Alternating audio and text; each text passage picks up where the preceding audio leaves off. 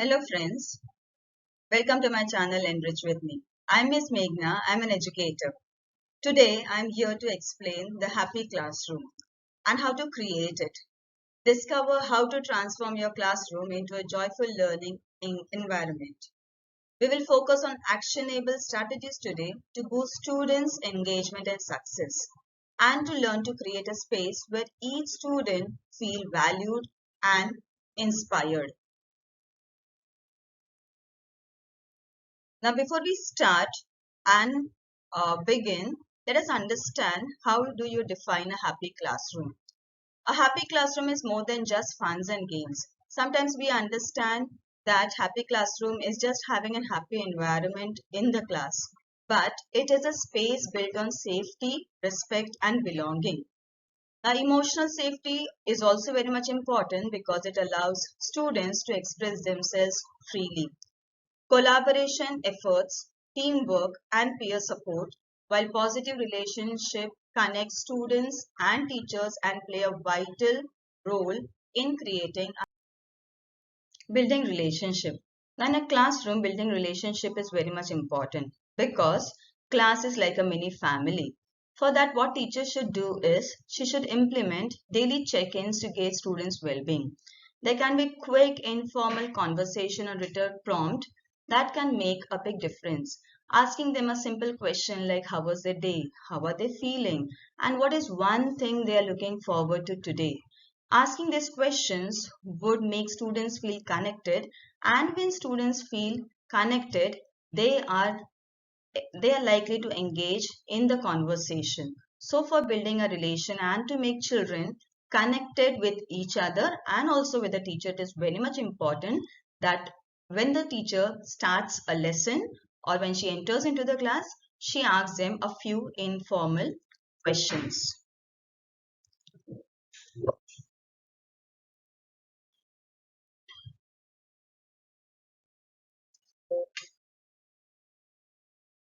Another most important thing to create happy classroom is by fostering collaboration, by incorporating regular group projects and activities. Now it will be a little difficult for the teachers to inculcate regular group activities as well as project, but still she should focus on group activities as well as project to focus on shared goals and individual contribution, because there are some students those who learn in a team better, and there can be some activities like think, pair and share for quick discussion, wherein you can integrate this with your own lesson every day to collaborate with the students.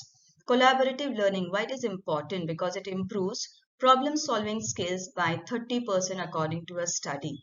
This encourages teamwork and strengthen bonds. Teamwork is very much important because the team itself says that together each one achieve more.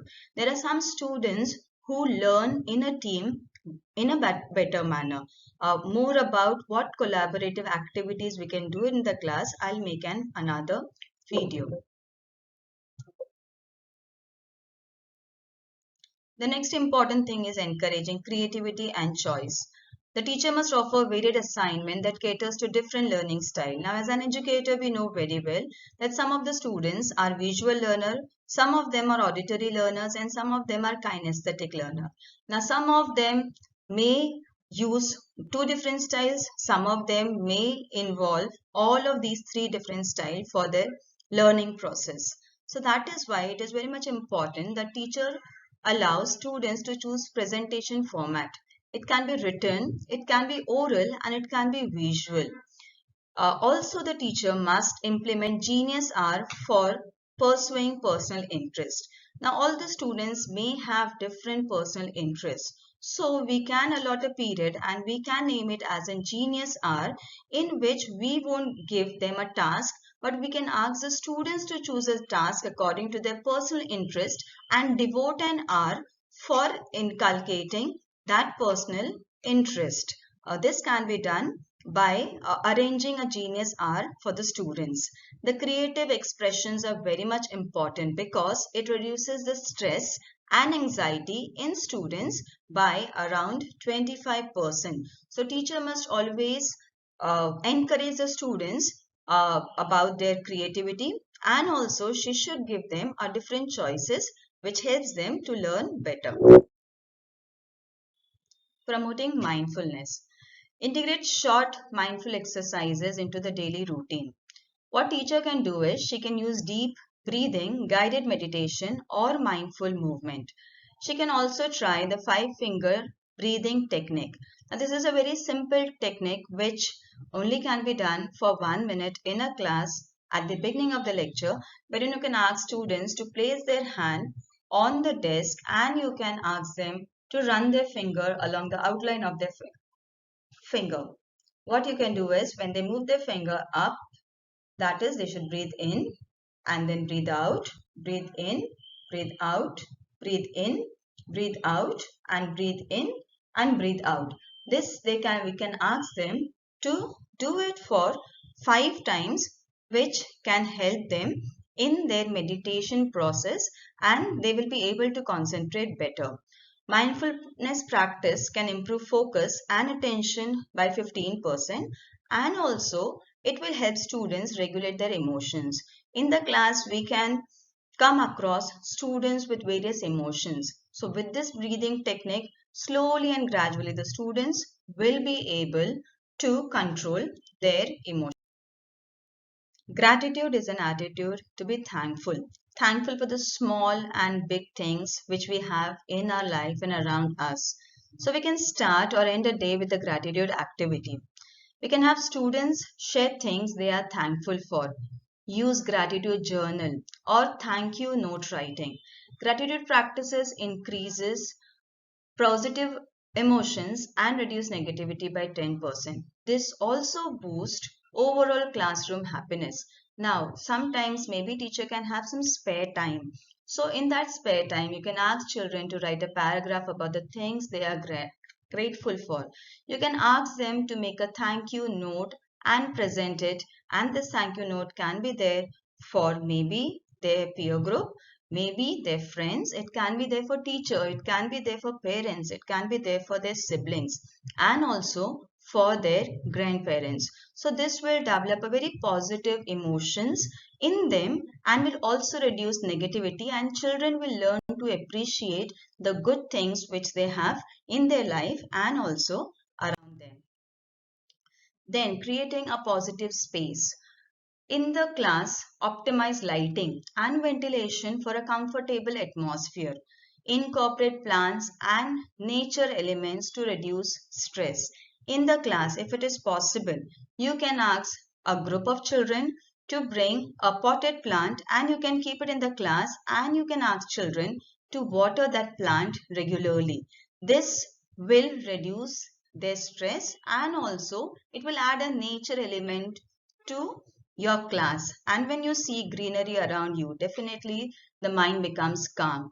Ensure classroom arrangement facilitates collaboration. There should be an arrangement wherein children should feel inclusive in the class. They should not feel isolated or they should not feel aloof in the class.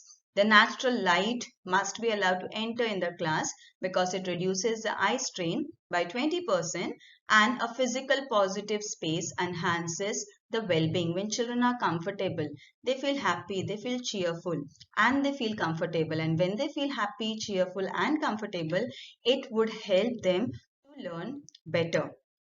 Now after using all of these techniques, it is very much important that we see to it that whether all of these techniques which we are using, with these strategies which we are using, are they creating a happy classroom for us and for our students? So for that, measuring that happiness is very much important.